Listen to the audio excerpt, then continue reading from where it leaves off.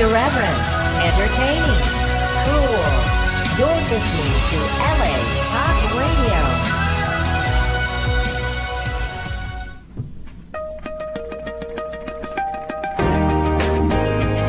You're listening to Answers for the Family with Alan Cardoza and Matt Polachek, only on LA Talk Radio. Greetings to all of you listening around the world, and a warm welcome as we bring you another edition of the Answers for the Family radio show. I'm your host, Alan Cardoza, and if you're a regular listener, thank you for joining us once again. And if this is your first time, please make yourself at home as we bring you Answers for the Family.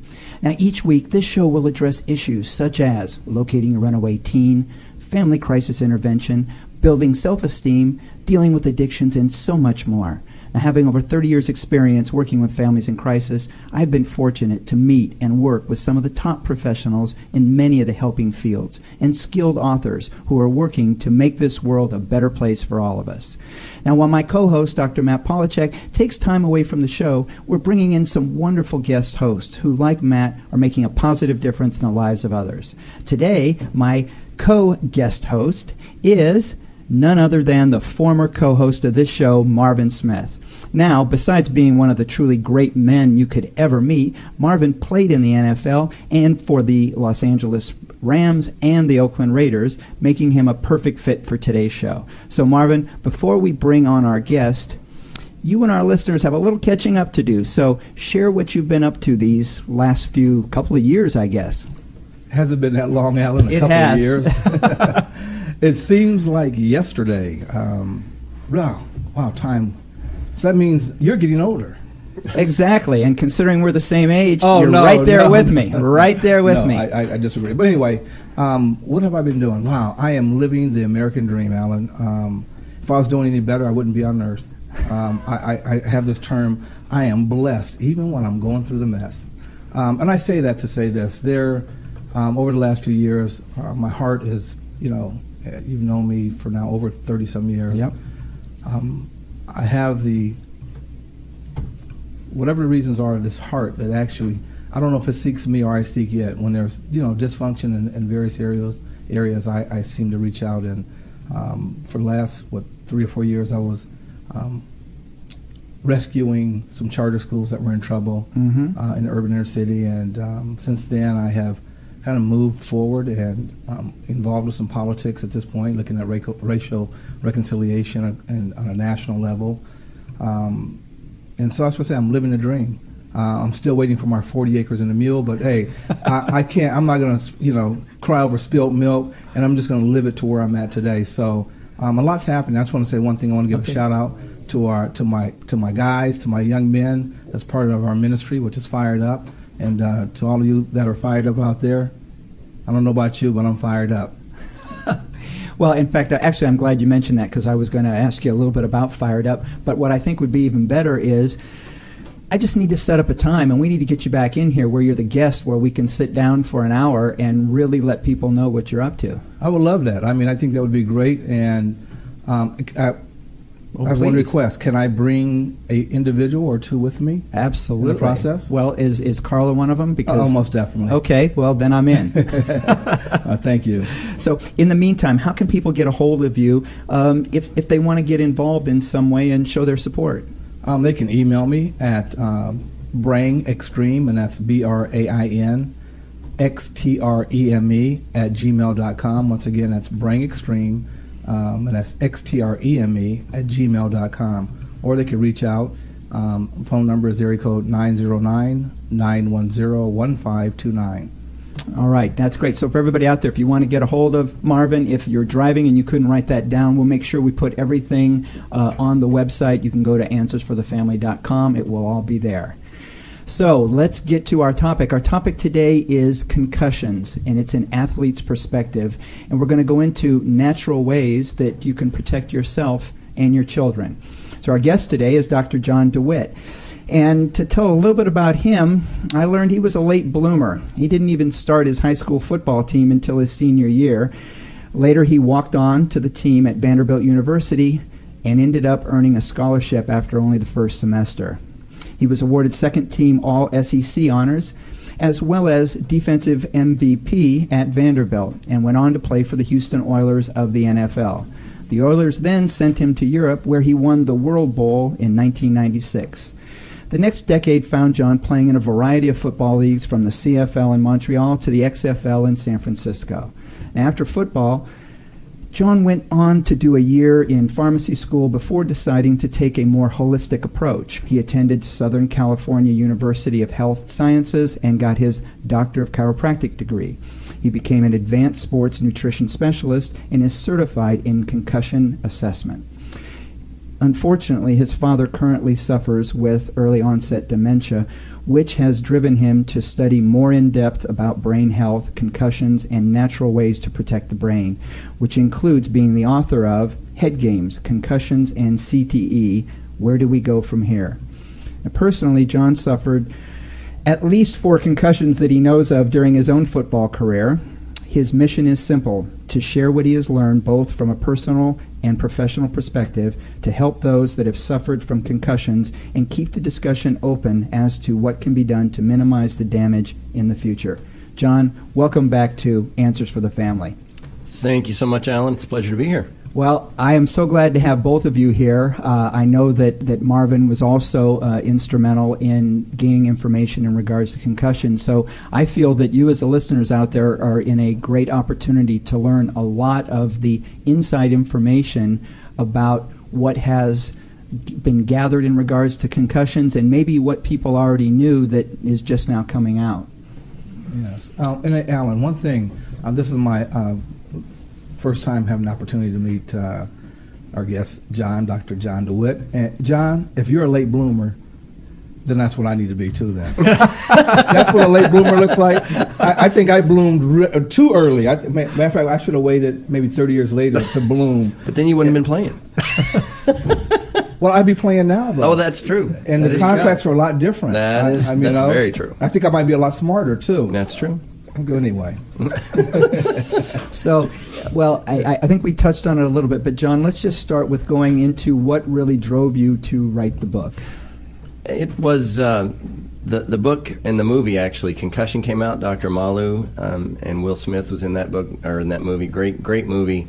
And I didn't actually watch it until 2016 because my wife saw it before I did, and she's like, I don't know if you really want to watch that movie. And I was just kind of like, oh, okay, and didn't really think anything about it. Then watched it and realized the severity of what's going on, and it was kind of like a warning sign on the street. You're driving along that there's danger ahead, and I didn't have a whole lot of symptoms at the time, and then all of a sudden around that same time my dad was diagnosed with the early onset dementia, and I just said, okay, well, he's got that, his dad passed away from that, neither one of them played professional football for 12 years, so I realized that I personally was at risk and wanted to do everything I could to make sure that my dad was able to get through the dementia and maybe get some of the function back, some of the memory back, and learn how the brain actually stores memories and different holistic ways, since I am a chiropractor, ways to do different adjustments to help with the brain and the nutritional aspects of it as well. Now, for our listeners, share a little bit about what a concussion is, because I think most males played some form of sport at some point in time when they were young, and we used to say, wow, that really rang my bell, yeah. And we would throw out comments like this, but nobody really thought at that time, did I get a concussion, or what should I be looking for if it's the difference from maybe just gotten shook up a little bit versus actually done some damage. Right, and that's one of the biggest things is there is such a generic there used to be such a generic idea of what a concussion was, because they used to think if you didn't have didn't get knocked out, if there was no loss of consciousness, then you didn't have a concussion. And so I have learned that that's only about 5 to 9% of concussions actually lose consciousness. And that was a big eye-opener for me. And I also used to always think, okay, if you get a concussion, it's like a bruised brain. You have like a subdural hematoma, which is just like a bruise underneath the dura of the brain itself. And that's something you have to worry about, and you don't want to take a nap or let your kids sleep if they've had some sort of head impact.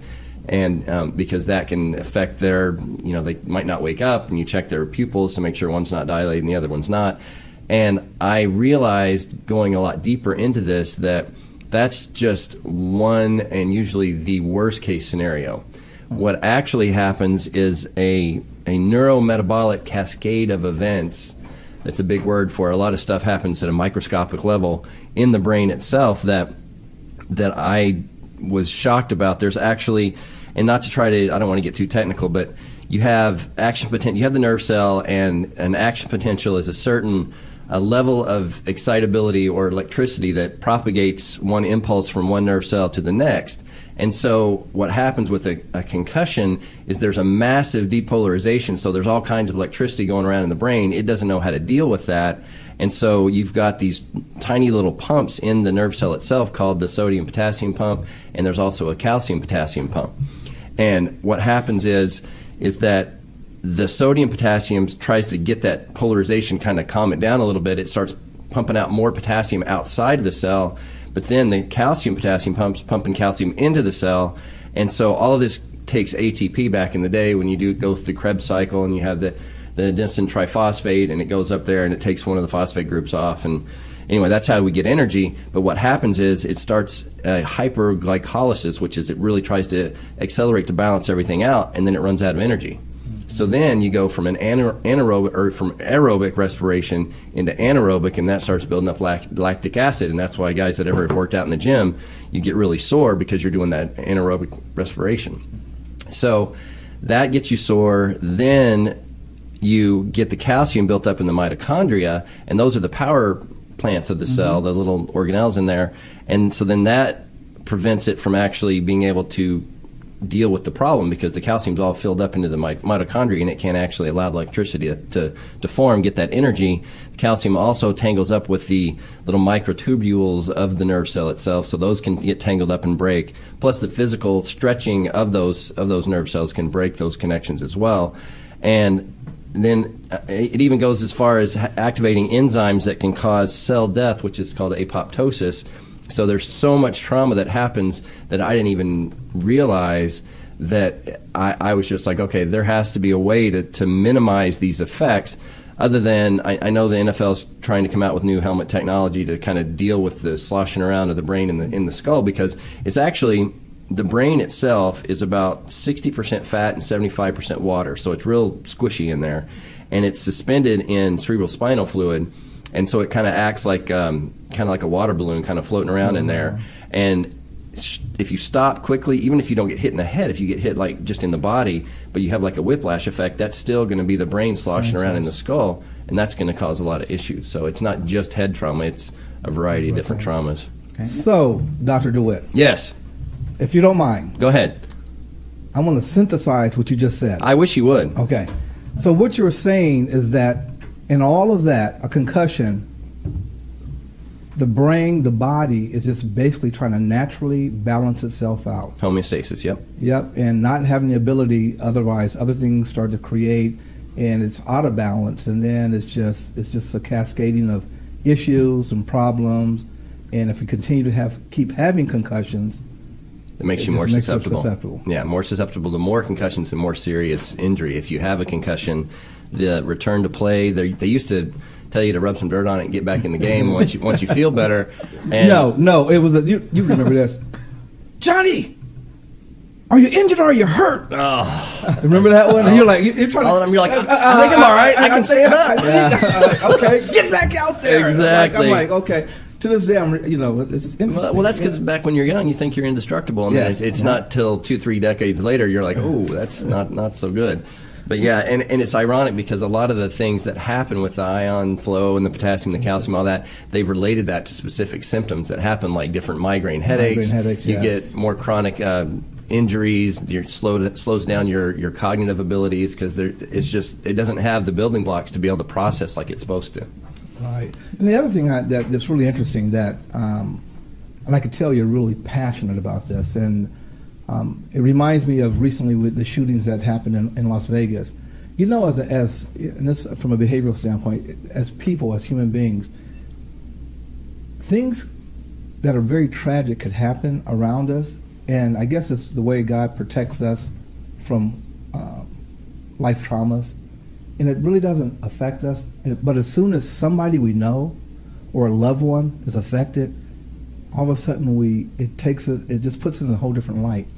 And now we personalize it, and I look at that part of empathy that comes out in us, because some people are I think about soldiers that went to war, and they deal with some of the same traumatic issues, and they come back to the States, and people are like, we don't get it, because they haven't been living in that war zone. So, and it takes individuals like yourself that are really passionate to, that's how we make change. That's how, we have advocates that are able to advocate on behalf of the issues. Right. So I commend you. And that's the thing with the soldiers too, is that you're in such a chronically stressed state, because you're always we always deal with, you have the automatic nervous system, the autonomic nervous system. So you've got the sympathetic, which is the fight or flight all the time, yes. and then the parasympathetic, which is the rebuild and regenerate side. You want to have them balanced, but when you're shifted that far over, because you're constantly, no sleep, you're not getting any sleep, you're super stressed out, you've got high blood pressure and all that, just as a way to adapt to that stressful environment.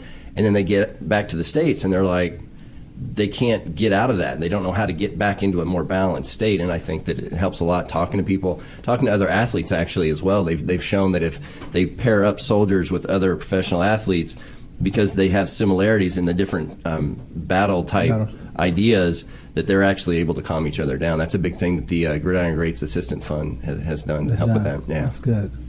Yeah, and I know, so with concussions, it's a lot more than just football, as we know. And we have a question that's coming in from a listener, and again, I want to thank the listeners that take the time to do this. This one reads, I have 2 dear friends who have suffered brain trauma from auto accidents over the last 3 years. Each has suffered increased headaches or migraines on occasion, but the one similarity that they both share that affects their work and their relationships is the inability to focus. There is an apparent disorientation that prevents them from completing tasks and generally to be able to hold a normal conversation for more than a few minutes without having their attention wander. I wish there was a solution that I could suggest them, but I don't know one, which is why I look forward to the interview and learning more about your book. What suggestions would you have that I can present to them? And this is from Paula in Beverly Hills. Well, Paula, it's really interesting because each of our brains is almost like a fingerprint. It's a little bit different, and it's kind of ironic that both of your friends have similar symptoms. And in cases like that where you're not able to focus, that's because the neurotransmissions aren't really happening the way they're supposed to. So you need to get things into their diet that are able to help increase those transmission, the conductivity, if you were. A lot of times you're going to be talking omega-3 fatty acids. That really helps a lot because the brain is so much fat. So much fat, right. Yeah. And also coconut oil is something that's really, really good. It's a saturated fat. It's medium-chain triglycerides that actually can cross the blood-brain barrier, and that allows for even more connectivity and ability. It's kind of crazy because if you personally take coconut oil and you wait about 3 or 4 hours, it's almost like your peripheral vision kind of opens up because your brain is able to make more connections. And that's one of the biggest things that I think is important, is to make sure that we're getting the connections, getting the circulation to the brain that you need. And so that's where like nootropic herbs like ginkgo biloba, huperzine A, things like that actually help boost circulation to the brain, because after a concussion, it can be decreased up to 50% for like a week. Now, wow. Are these things that are also helping the mitochondria? Is that one of the things that to get the energy? Yeah, that you're re-energizing the mitochondria. Yep. That's great. I just had an aha moment. Yeah. So all those almond joys that I eat, There they you give go. me a lot of joy, right? Because it's the coconut. I knew it. There you go. I knew it was something. It's coconut. Hey, you know what? Whatever reason you want to rationalize to eat more candy, you go right ahead. All that sugar is not good for Yeah, you. but it is true that the fats are good, and hydration, because today in America we don't drink near enough water, and you're supposed to drink at least half your body weight in ounces every day. So I'm drinking over a gallon a day. So it's not fun, and it takes a while. You're going to the bathroom a lot for the first few weeks, but eventually the brain is really smart, and it starts to send it to where you need to have it, and makes it a lot better. Water. Yes. The vital fluids, water.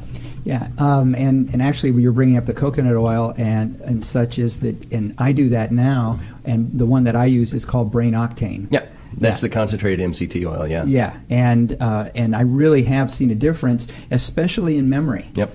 for me, so again, for everybody out there, if you have somebody that like this, there are certainly things that you can do. And obviously, and if they want to get in touch with you, what would be the best way they can get in touch with you?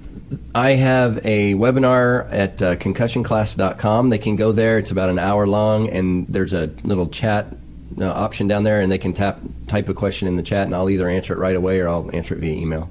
Okay, and again, and for everybody out there, again, if you're driving, we'll have all of this information on the AnswersForTheFamily.com website as well, so that you can get a hold of Dr. DeWitt. So we've talked a little bit about what some of the problems are, but what are some of the changes in how concussions are assessed today? What are some of the changes that are already being done, and what are some that we still need? Hey, can I add? I want to add to that on the back Sure. end of that. And in that process, if I'm looking at a parent, if I'm a parent, I'm looking at youth, sports, football. I'm looking at helmets, equipment. What is out there to basically to make it safer?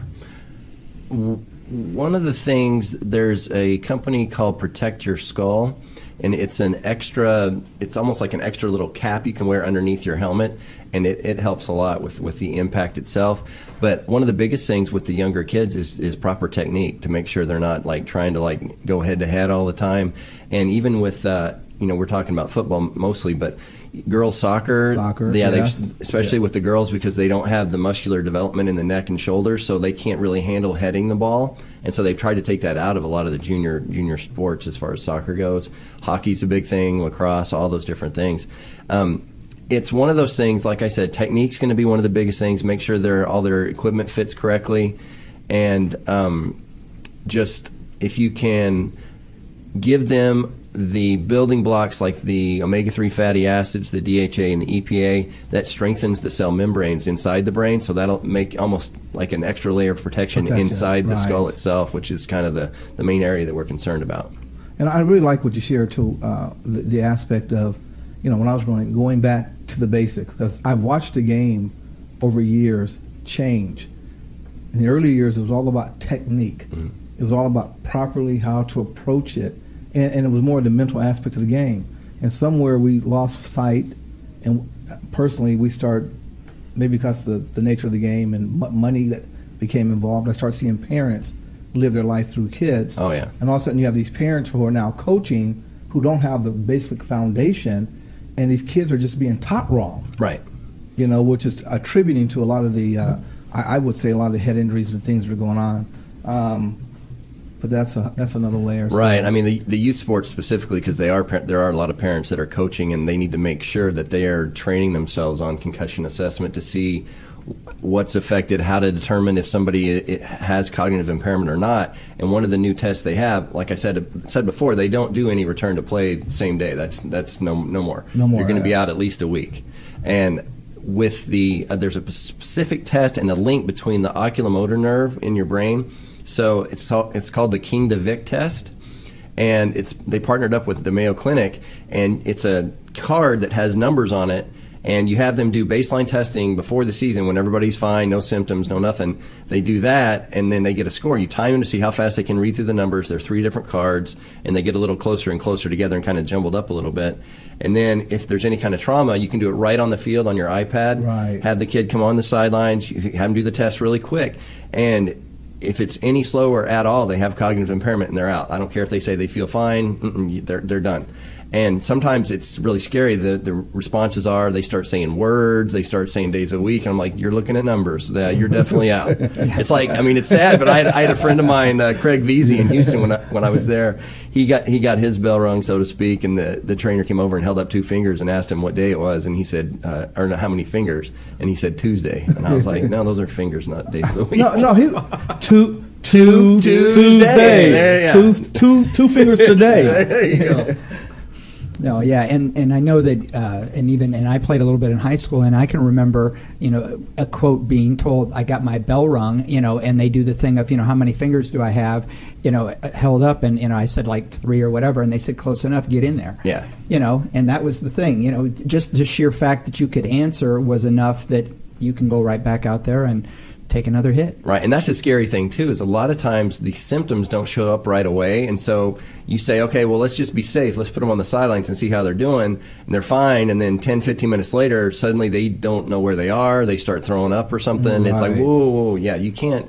You got to be extra careful, because it doesn't matter, and that's the trickiest part too, is that even if it's your star player, I have a story I go into in the book.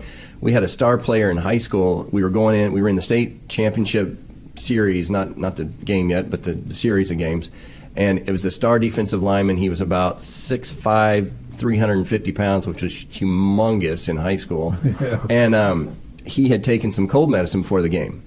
And our defensive line coach was sitting there on the sidelines talking to him, and he was yelling and screaming. Then he went and sat down, and we realized he wasn't going to be playing in the game, even though he was the star player. And next thing you know, his dad, who was even bigger, came running down out of the stands, jumped over this chain link fence, and just did a belly roll. It was scary to see. And he's standing in front of the defensive line coach, yelling his head off. I thought he was going to have a heart attack. And the D-line coach just looked up at him, and he said, "I'm not going to risk the health of your child." He told me he doesn't feel right. He took some medication or something, so he's not going to play, and I don't care what you do. You need to calm down and go sit down. Good. And that's hard, because everybody wants to win nowadays. And as a coach, you got to know the kids come first. Well, and I really believe that is the issue. It's winning over health. Yep. And we start to put, those human needs, those basic needs aside, and people are becoming, they get damaged. Mm-hmm. And some of this damage is to a point where you cannot fix it. No, and sometimes it just gets worse once it gets going bad. Yeah, and that's the thing too with the kids that are the all-stars. They need to realize, just because you think you can play, inside that you're not 100%, and you're not necessarily helping the team. You could actually be hurting the team if you're in there not at 100%. So they need to realize that it's not just the team; they need to be responsible for how they're feeling as well. Yeah, I look at the other side of it too. That when your adrenaline's pumping, and you're going, and you want, you want to, your team. You want to be there for your team. You don't want to let your team down. I mean, so I believe that's where coaches and you got to have those third parties involved who are neutral to be able to make these decisions, because it's when the emotions are high. You know, it's like, can you? Yeah. And I saw coaches like you saw a guy. Yeah. No, and I was going to touch on what you said earlier, Marvin, that had to do with the parents that are now so involved in living through their children. Well, I think the issue with that is that they're seeing these big contracts in the paper also, and they're thinking, this is our way out. This is our retirement plan. Yeah, right. Our retirement. Exactly. Yeah. And so to them, they're looking at the coach that is trying to make a decision for the health of the child, and they're like, "Well, wait a minute. You're messing with my retirement plan. You're messing with our future."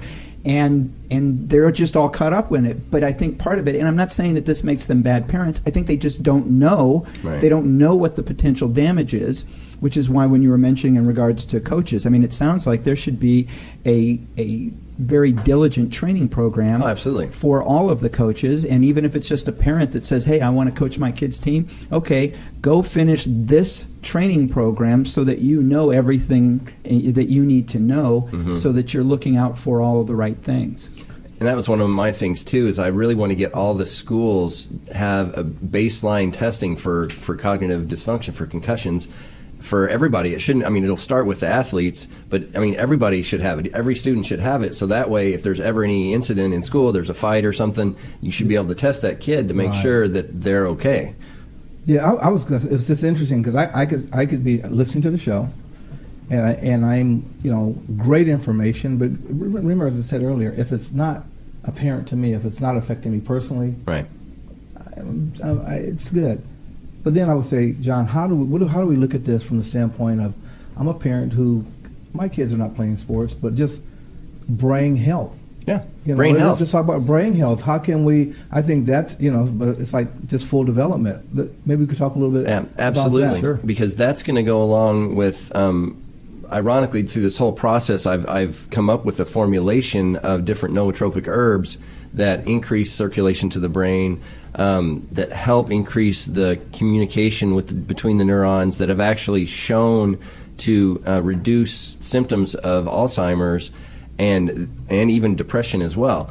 And so it's all about getting the proper fats, the proper nutrients, and that is going to optimize that it's like fertilizer for a crop. And if you have a young child and you're trying to make sure their brain is as healthy as possible, regardless if they play sports or not, right. This is it's vital to make sure they're getting all the right nutrients so that they're going to maybe get an academic scholarship, or maybe right. just do just good enough to pass their classes, and maybe because they've been struggling. They need that extra little boost to help the brain function better. Now, you mentioned in that depression. Mm-hmm. So I think that's another subject now that we have many parents that are dealing with that in regards to their own at-risk youth. And many have told the story of, I don't know what happened to my child. I had this 13-year-old that was wonderful and playing and everything was great, and then all of a sudden I had this 14-year-old that was depressed and moody, and they're being told, well, they're just becoming teenagers, don't worry about it, it's just a phase, they're just going through it. Well, now it sounds like there's a chance that they may be lacking in certain areas in their brain, and just giving them that may make their brain healthy and may affect their mood the behavior, swings. And that's the thing too is kids nowadays, they're running off to Starbucks and drinking the Rockstar and all the energy drinks and stuff, and that's going to cause adrenal fatigue, where the adrenal glands, they basically shut down. That's where you get your energy, your adrenaline. They basically shut down because they're just like, well, we've got all this extra energy in the system already, so we'll just shut down. And that just affects all different kinds of hormonal levels, and they don't know what's going on, and so they have to keep drinking it, and then they're not thinking straight, and they can't focus, and it's just going to affect their schoolwork and social circles, everything. Wow.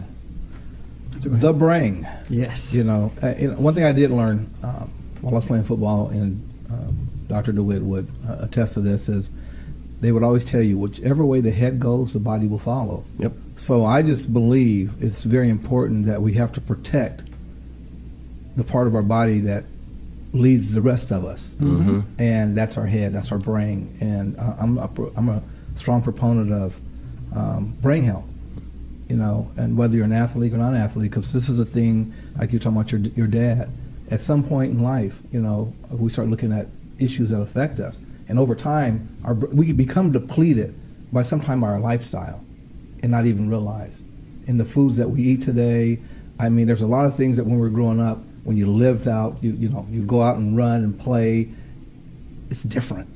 Now it's all on a computer now. Yeah, and it's organic. Well, my daughter, we were sharing something, and I'm like, my wife and I, we couldn't figure it out. I'm like, what?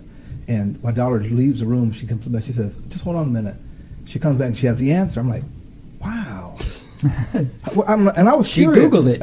Exactly. My daughter's smart. I said, "Where'd you figure that out?" She said, "I Googled it." I'm like, so I mean, you're right. So there's a lot of other things that, as I was growing up, that was not there. It was just you go out and play, just healthy lifestyle, but it's different. So, how do parents? I'm always looking at what do they do now to get their kids off the couch, get them active and healthy, and eating proper foods and not drinking those energy drink. Yes. I'm telling you. All right, so for everybody out there, don't take a sip of your energy drink right now, but do. There's some healthy options. Yeah. But do stay with us. We're going to be right back. You're listening to Answers for the Family. Founded over 30 years ago to meet the needs of families in crisis, West Shield has continually focused on resolving issues that negatively impact families and businesses. Our signature therapeutic transportation service helps to ensure that adolescents in crisis are safely transported to specialized schools, programs, and treatment centers with unsurpassed experience and success. We are supported by our full-service licensed investigation agency that has legally, professionally, and compassionately located hundreds of runaways and teens. We are experienced and qualified to help, offering solutions which may include referrals to our international network of top professionals in the fields of educational consulting, psychology, psychiatry, and investigations. Simply put, West Shield Adolescent Services and West Shield Investigations are the best solutions when your family is facing a personal crisis. Call 1-800-899-8585, 24 hours a day, 7 days a week. That's 1-800-899-8585, or visit our website at westshield.com. Thank you. We're back. You're listening to Answers for the Family, and our topic today is concussions and athlete's perspective. We're going to be talking about natural ways to protect yourself and your children. Dr. John DeWitt, as I'm looking at your book, Head Games, Concussions, and CTE. We hear a lot about that CTE, but I don't know if people really understand, what is CTE? What is that? Maybe for our listeners who they keep hearing the acronym, but not understanding what it is. Maybe you could get some light on that. Okay, the C stands for chronic, which means it's pretty much there and it's just always going to be there. Traumatic means obviously caused by trauma, and encephalopathy, all that means is a problem with the brain. So that, I mean, it's pretty generic, but what happens with CTE, and the reason that came up is because Dr. Amalu discovered something at a microscopic level when he did the autopsies on the players that had the weird behavioral issues and things like that he found when he expected when he opened it up it was going to look like an Alzheimer's brain, which has got a bunch of holes and degeneration and things like that. He didn't see that. When he looked at it grossly, it looked fine, but it's when he got into that, like a microscopic level, he found a bunch of tangled up proteins that were kind of like glue inside the brain that were affecting the communication, and that he called them tau proteins. And so the tau proteins, once they start breaking down the brain, they tend to spread, and it causes more cell death, more apoptosis. And so that's one of the reasons that I wanted to get into the nootropic herbs and things like that to boost up the circulation in the brain, because if you can't get circulation and blood to that area, then it's not going to be able to heal. Right. Well, then on a CTE, I mean, when you can maybe give some insight, because it was through Dr. Amala, it was thought, or only way we could figure out that there was CTE was someone that had already passed away. Right. And they have new tests. They've recently come out with new imaging that actually has been able to detect CTE in players before prior to death, which is always a good way if you want to do something about it. Yeah, exactly. Yeah. So is there now? Here's another thing. CTE. If we see that there's damage that is happening to the brain, is there anything to reverse the effects? That's one thing I know. The brain is the neuroplasticity, and how it's amazing how, I'm going to use the term, how God made us, to far as healing effects. So maybe you could, and as you talked about the nootropic herbs, and basically all that is, those are just herbs that help boost circulation and help improve brain function. So what kind of herbs are those? It's like ginkgo biloba, we've heard those back in the day, vinpocetine, bacopa monnieri. These are all different flowers, or even some of them are molds that actually have been shown. They are back from Eastern medicine off in India, the Ayurvedic type things that they've used that have shown that it really helps improve brain function. Okay, because I just want to kind of get some clarity there, because you start saying herbs, and some of these millennials like, marijuana, a little herb will help. Yeah. Let's get to the special kind. Really, yes. And it's just it's crazy the different things. If you do have CTE, basically you have to, and here's how I like to look at it in the office. It's just like, if you're worried that you might have a condition, whether it be cancer, whether it be CTE, don't worry that you might have it. Just assume that you do, and live a life that would keep that from growing or spreading. So eat all the right food you should have. Do your vegetable juicing for the soluble fibers, because that also helps clean out the circulatory system. Do your regular juicing or blending as well, because that's for the non-soluble to help clean up the digestive tract. Yes. And there's specific vegetables like apples, fruits, I know, are apples are fruits, but that helps. They have malic acid in them that helps clean out the circulation and break down the plaque in the circulation as well, in the arteries. Right. And cayenne pepper is really important because it raises the nitric oxide levels in the blood, and that increases the elasticity. So everything you can do, the nootropic herbs, there's even phosphatidylserine is a phospholipid. I know it's another fancy word, but it's just a fat molecule with the phosphorus on it for organic chemists out there. And what that is if you remember back to biology, the cell membrane itself is a phospholipid bilayer. So there's a phosphorus. So they have hydrophilic and hydrophobic, which just means that it's water loving or water hating. Right. And that way it helps get things through the cell. But phosphatidylserine is an actual phospholipid that the FDA has approved the statement. They haven't, because it's not something you can patent. They haven't approved it itself as a treatment, but they have approved the statement that phosphatidylserine actually reduces the symptoms of Alzheimer's and other cognitive dysfunction.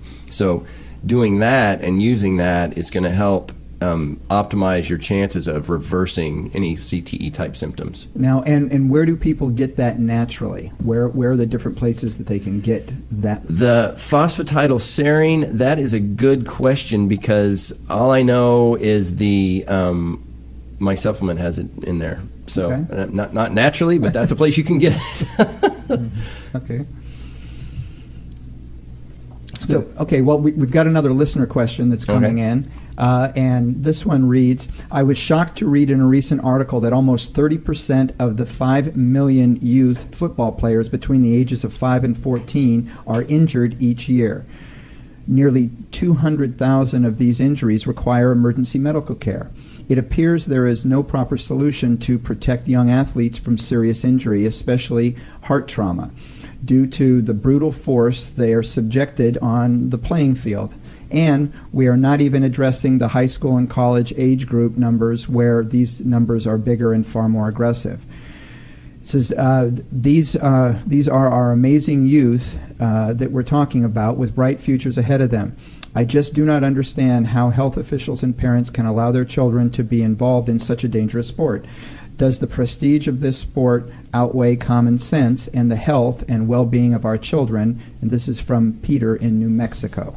I'm going to lead into that, Please. and turn over to you, Dr. Witt. Founded over 30 years ago to meet the needs of families in crisis.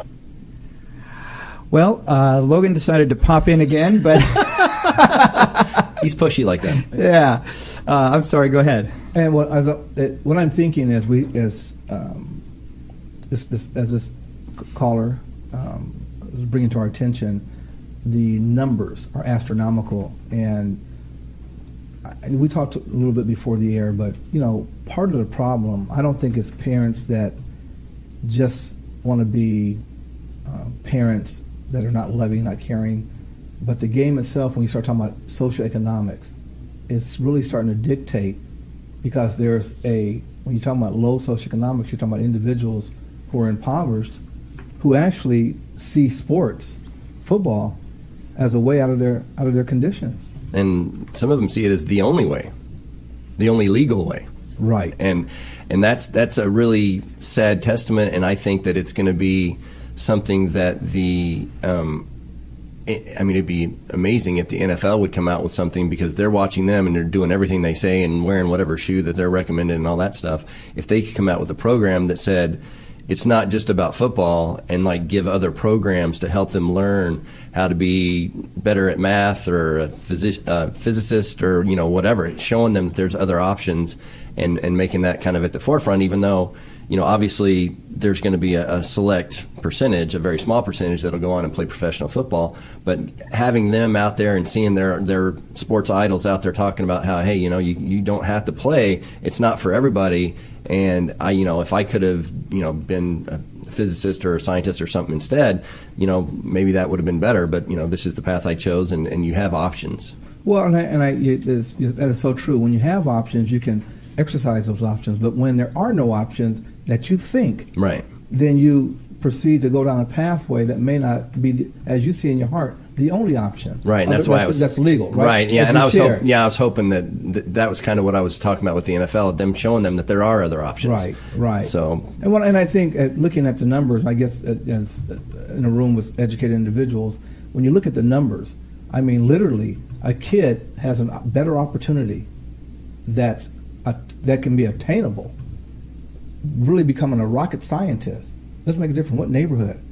They can become a rocket scientist and make six figures for a duration of years till they retire. Yep. For NASA or whomever.